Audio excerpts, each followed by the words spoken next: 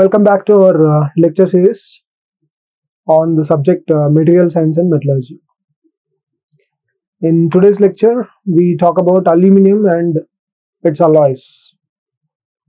So myself, Dr. Bhanu Prakash, Associate Professor in the Department of Mechanical Engineering at MLR Institute of Technology.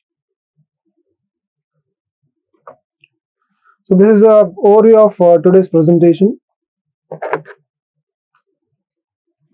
So we discuss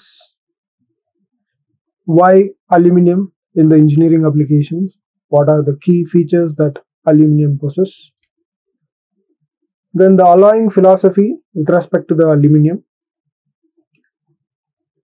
and its alloying designation system,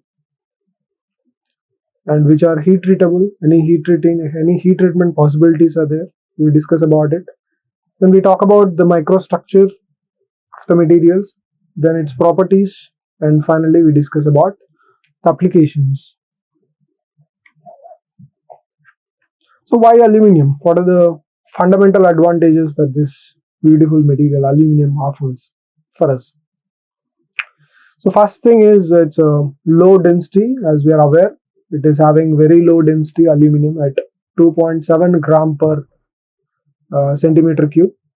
So 1/3 of the density of steel, which is basically steel or copper, 1/3 of the density of steel or copper, and enables lightweighting for fuel efficiency and portability. So this enables the lightweight for fuel efficiency as well as its portability. That's why it finds its applications in aircraft and some of certain space applications as well.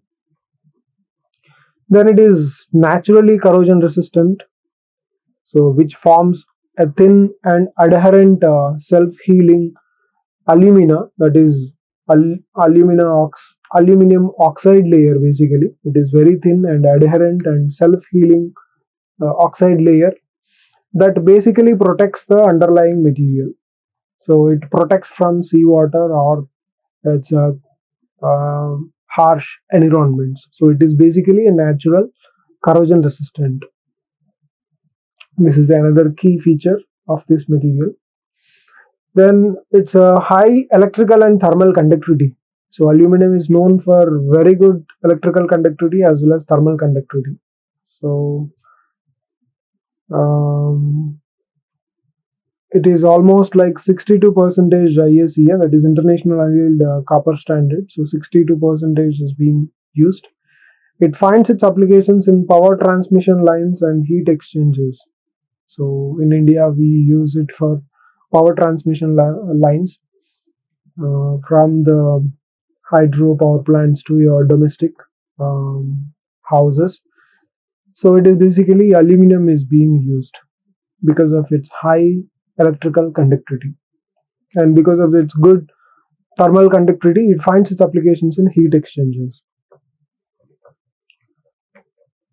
So it also offers excellent workability. It can be casted very easily, and it can be rolled, it can be extruded, it can be forged, it can be drawn. So you can bring it into one can bring it into any particular shape, any particular dimensions, right?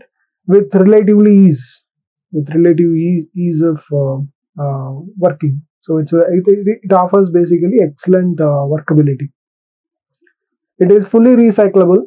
Repairs only requires only 5% of energy used for primary production. So it is fully recyclable. So one can again melt it and then reuse it and reuse it into different applications.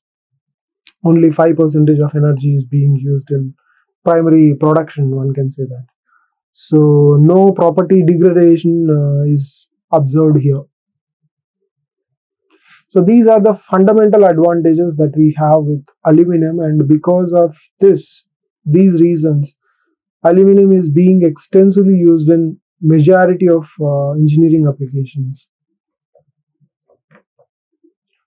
So if you see the alloying philosophy, why do we do the alloying basically? So pure aluminum is soft and weak. So it's tensile strength is only about 90 MPa. Being a metal, its tensile strength is only about 90 MPa, which is very soft, and it's also weak. Its hardness is also very low. So one need to improve. One need to strengthen this metal, which we can able to do it in. We have four mechanisms to strengthen the aluminium. First one, it is strain hardening. It's also work hardening. So basically cold working process, strain hardening. So which introduces the dislocations, and these dislocation resistance, the barriers will be formed, and one can improve the uh, strength of the material. So that is a strain hardening. Then we have solid solution strengthening by adding the alloying elements like magnesium, copper, zinc, silicon, manganese. This will dissolve into the aluminum lattice and distorting it and impeding the dislocation motion. So these will be obstructing the motion of the dislocation. These alloying elements. So that is another way of doing another way of strengthening the material. So this is solid solution strengthening, and we have strain hardening. Then another technique is precipitation hardening, which is also called as edge hardening, the most important mechanism for high strength aluminum alloys. This is edge hardening is one of the techniques that is being used for high strength aluminum alloys, which involves a heat treatment process to form nanoscale precipitates that blocks the dislocations. So this method forms the nanoscale precipitates, which basically blocks the motion of dislocations. This strategy is called precipitation hardening. Then we have grain size refinement. Smaller grains mean more grain boundaries, and so which acts as a barriers for the motion of dislocation. So this technique is called grain size refinement, where we will be producing the finer grains so that the overall grain boundary. So if you have this structure, so you can have fine grains. So smaller grains lead to the more grain boundaries. As the more grain boundaries are there, so within the grain dislocation will move and come to the edge. This is a barrier. This is a boundary. So it will be struck at the boundary because the orientation of the atoms will get changed. So this is another beautiful mechanism for improving the strength of the overall material. So there are four strengthening mechanisms what we have discussed. First one is strain hardening, which is applicable. It's also called as a cold working, where it introduces the dislocation into the material. Then it is a solid solution strengthening. We will be introducing the alloying elements which obstructs the impeding of dislocation motion. Then precipitation hardening is the edge hardening technique, which forms the nanoscale precipitants and obstructs the motion of dislocation. Then another strategy is grain size reduction. By reducing the overall grain size, the amount of the grain boundary regions can be improved, and that will be acting as a barriers for the motion of dislocation. These are the four strengthening mechanisms for pure aluminium. If you see the aluminiums, we have two types of alloys here, wrought alloys and cast alloys. So wrought alloys, which is having a 4-digit system. So we are talking about the alloy designation system. So we have plenty of varieties of aluminum alloys where each one is designated with a particular series. So we under the wrought alloys,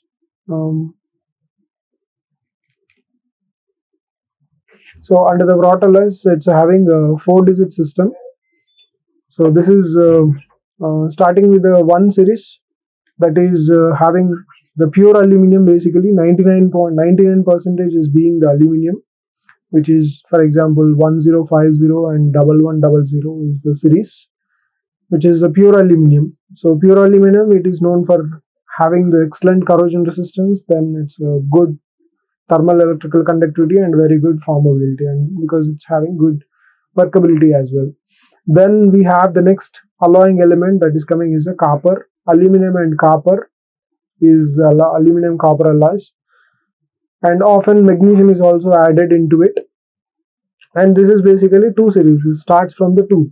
So start from the two series, which offers very high strength, and it finds its applications in aerospace. But it is having a relatively lower corrosion resistance when compared to the pure aluminum.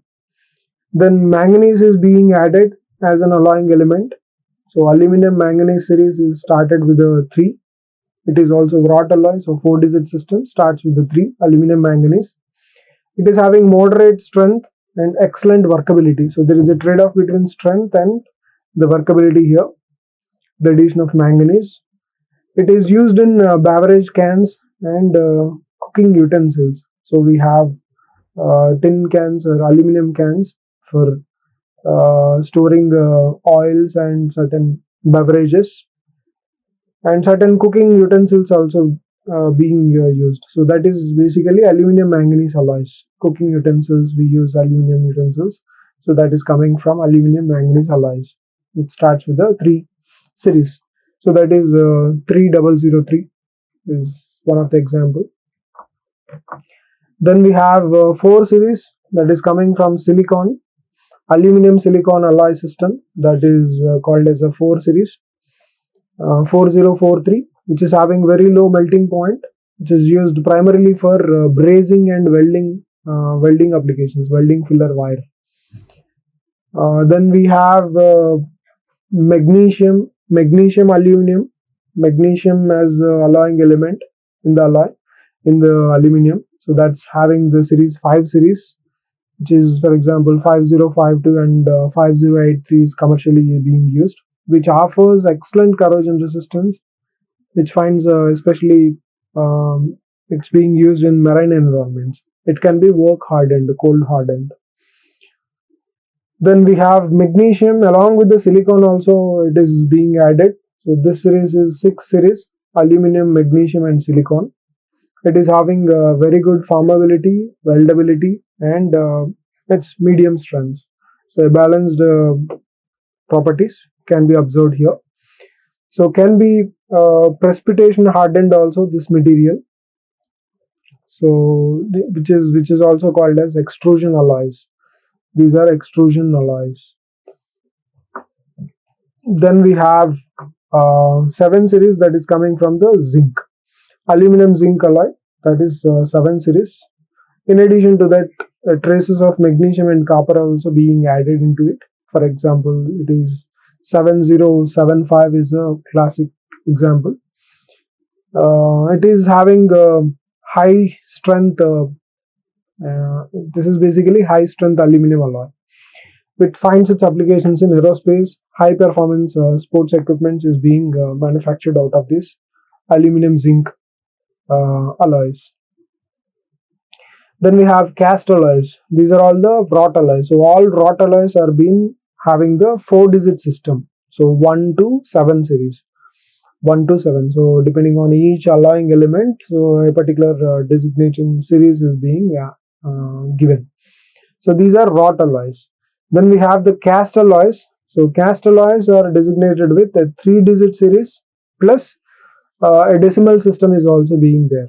So for example, we have aluminum silicon with copper or magnesium as a traceable alloying element. So this is the cast alloy, which is A356.0. So 0.0 is the decimal system, and 356 3 series, basically 3 series stands for the cast aluminum alloys. So most common cast alloys, and which finds excellent castability, aluminum and silicon. Then another one, we have aluminum silicon 4 series is also there, that is 413 without any traces of other elements. Then magnesium and aluminum also, it is having cast alloy, that is 5 series 522.0, so which is offering good corrosion resistance, right? So if you see the heat treatment, so not all alloys are heat treatable here. So only the strengthening mechanisms where precipitation hardening is being used, so that is heat treated, solution heat treatment. So it is aluminum is being heated to 530 degrees centigrade, where it dissolves all soluble alloying elements into a single phase solid solution that is supersaturated. Then we will be quenching it rapidly, cooling into water to freeze the supersaturated solution to room temperature. Then the alloy is now soft and workable. That is then tempered, so that is T4 tempering. So this is a basically designation in the tempering. In the tempering series also T1 to T7 designation systems are there. So where this particularly the precipitation hardening, we do this T4 tempering. Then we have artificial aging. So we reheat it to very low temperatures, that is 160 to 180 degrees centigrade for a specific amount of time. So this is a heat treatment process that we follow, and this entire process allows us to find very fine, evenly distributed precipitants, which are forming like magnesium and silicon precipitants. Nano precipitants can be observed, particularly in 6 series wrought alloys, which will dramatically increase its strength and hardness. So this is the heat treatment process that is being employed in one of the strengthening mechanisms. So if you see the tempering designations here, so we have O, that is annealed heat treated basically. So this is, you can see the 3 series is there, annealed. Then H32 can be observed. So H series is basically strain hardened. So one can say that H series is strain hardened and stabilized. So we have 5052 H32. Then we have T series, basically T1 to T7. So T3 is solution treated and then cold worked and naturally aged. So this kind of tempering is done T3. In the T4 we do solution treatment, then naturally aging. So there is no cold working here. In the T5 we have cooled from process and artificially aged. So that is T5 tempering. And T6 tempering, so we do the solution treatment and artificially aged. So we have certain alloys. Then A is there, A designation. A stands with a high purity casted alloy. So if you see the 356, among the 356 you have A, means it's a purest form. So that 356 aluminum alloy in its purest form, it is designated with the A. So this is the designation that one need to understand before taking into the industrial application. So if you see the microstructure in the pure aluminum, it is we can find the large and equiaxed grains, which shows soft and single phase structure. And in the strain hardened aluminum alloy, which demonstrates its elongated grains because of the cold working process or strain hardening or work hardening process. One can see the elongated grains. Then in the precipitation hardness, we can find the fine particles or precipitants, basically coming from the alpha aluminum matrix, which is found with the fine precipitates. Precipitates of, as we have seen, the magnesium silicon can form into a precipitant, which is at the nano level. One need to use the electron micrograph to observe these fine precipitants. Then we have A purest form 356, which is T6 graded cast alloy. So in this we can able to see the eutectic silicon structure, which is acicular and needle-like, unmodified form, and rounded strontium can be observed here. So these are the microstructures that you can see. In the pure aluminum, large and equiaxed grains. In the work hardened one, elongated grains can be seen. And the precipitated hardness, we can able to see the fine precipitants which need to be observed at electron micrograph. And in the cast alloys particularly, you can able to see the silicon structure, which is needle-like and unmodified form with the strontium. If you see the property comparison of all these materials, pure aluminum will find its yield strength at 35 MPa and its tensile strength is about 90 MPa, very low. Elongation is at 35%. So ductility is very good, which finds its applications in foils and chemical equipment, certain chemical equipments, because of their excellent corrosion resistance, naturally corrosion resistant.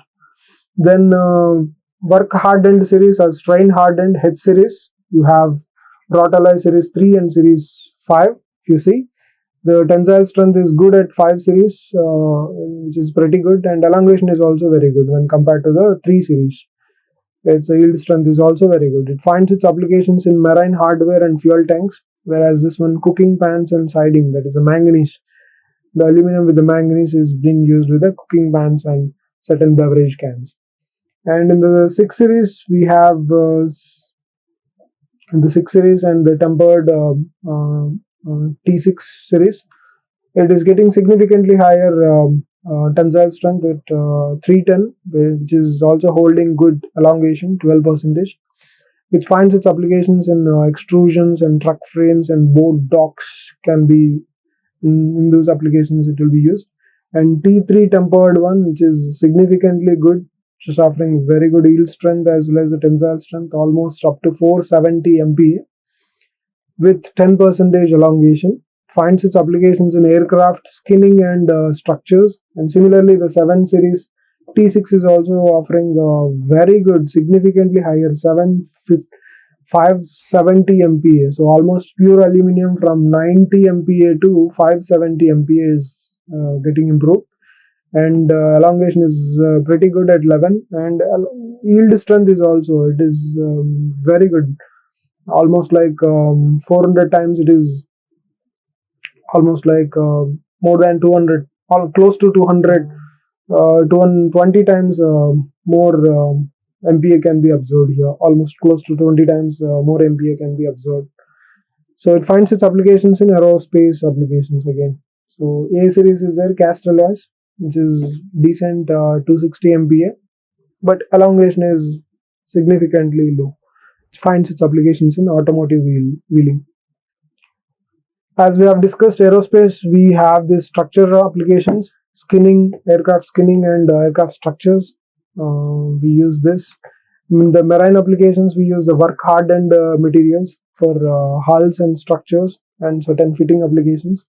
Then in the automotive segments, we use the cast alloys, A series, and engine blocks, we use the 380.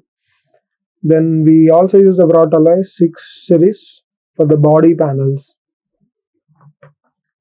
In the construction, we use again 6 series, which is tempered.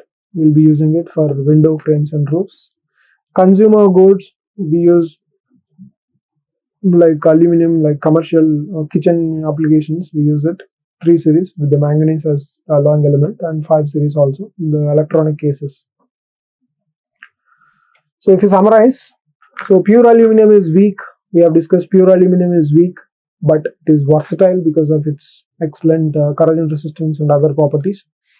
And alloying and processing make it very strong, as we have seen the tensile strength getting improved from 90 MPa to 570 MPa. 4-digit system is a map for in the designation process. We have seen primary alloying agent. First digit is tells you about the primary alloying element. So which primary alloying element is being used. First 2, 3, 4, 5, 6, that will dictate what is the primary alloying element in the aluminum and its main characteristics as well. So precipitation hardening, basically T6 temper is the key to high strength and finds its applications in different engineering sectors. And property selection is the trade-off here. One need to sacrifice corrosion resistance or formability for maximum strength. So that is a key. Always trade-off is key, where elongation is getting improved, decreased, and yield strength and tensile strength will be increasing, and parallelly the corrosion resistance as well.